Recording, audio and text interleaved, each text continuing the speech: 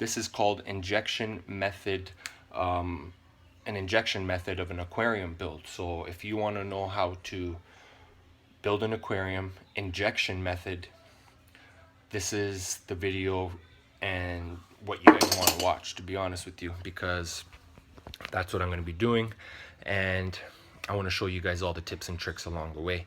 There's not really too much information out there. I've done this a few times. I'm very confident in how it works and how to do it, and I've learned a lot of things along the way, and I want to share them with you guys. So like I said, go ahead and subscribe.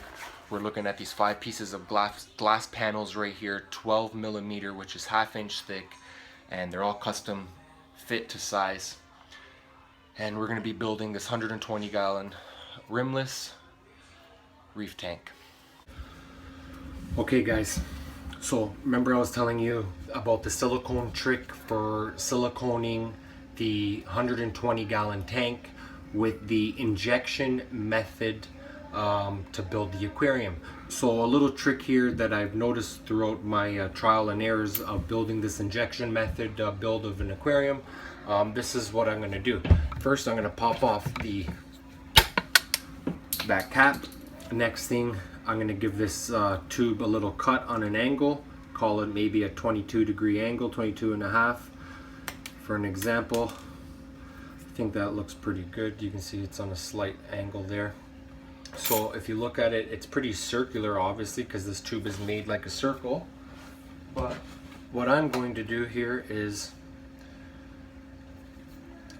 get my pliers, and I'm going to pinch the end of this like so.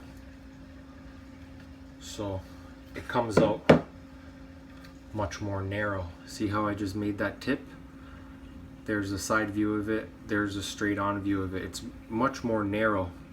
So that's going to help me with the gap that I have to squeeze it in there and not waste so much silicone coming out through the sides, as I need it to be directly injected to the gap. So I noticed when it was more circular and I didn't crimp it, it was lots of excess silicone that was just being wasted. Now with this method being crimped, it literally goes inside that gap perfectly, and then from there we'll be able to smooth it out, and that's it, work on the next seam. So that's done. Razor blade, silicone caulking gun, got my little pliers, I'm ready to go. The 120 is all assembled, it's all square, it all has the proper gaps, all the panels are aligned, all clamped in. Take a look at it right here. So there it is. This right here, see this piece of tape? I wanted to show you guys. This piece of tape is actually on the outside of the gap. See, there's a gap. Here, let me pull back this tape. See this gap in there? That's the gap that I left, which is basically the thickness of a toothpick.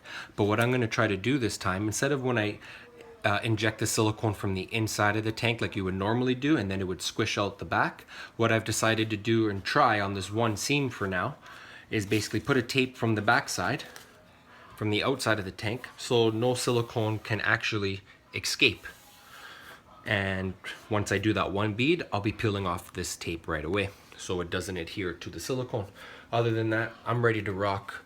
Stay tuned. Hopefully you guys can learn something along the way. Leo Potso TV, you know what it is. We're building the 125 or the 120, 48 inches by 24 inches reef tank. Full blown. We got a stand to build, sump to build, all the equipment to order. First things first, let's get working on this tank.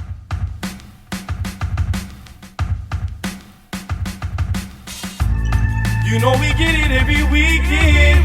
You know that we don't play. And what I do, it ain't no secret. You know that we don't play. I keep it 100 as I leak it. You know that we don't play. Yeah, I'm on my way and I'm here to stay. To be me ain't so easy. Just take it day by day. Say you wish you could see me. Let's take it day by day. If you really wanna hear me, then holler every day. Yeah, I'm on my way and I'm here to stay.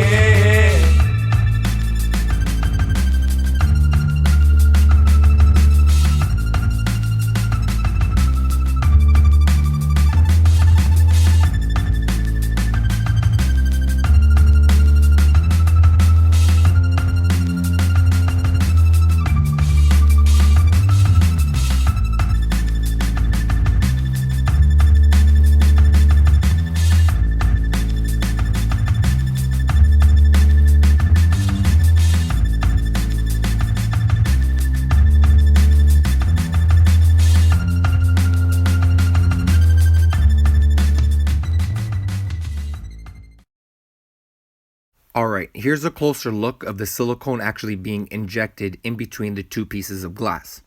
You'll notice here that I have the caulking gun and silicone at the right angle that works best. As you recall, I cut the tip of the silicone tube on a 22.5-degree angle approximately, and I also use my pliers to crimp it to make it a little bit smaller. So the tip of the silicone tube actually fits in between that gap. And as I pull the trigger, I'm looking from the same angle you're looking at right now to make sure that there are no air pockets. Alright guys, well now we're looking at the tank 1 week later after I applied the silicone injection method. It is now dry and cure 100% as I let it sit for 7 full days.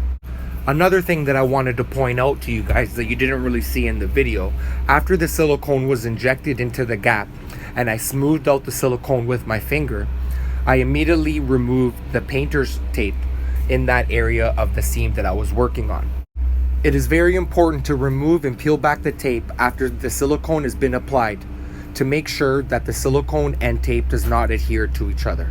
This is the reason why the tape needs to be removed immediately. Now that that is all complete, our next step is to install the Euro braces. So stay tuned guys. I hope you guys learned something along the way. Thank you very much for watching. Until next time.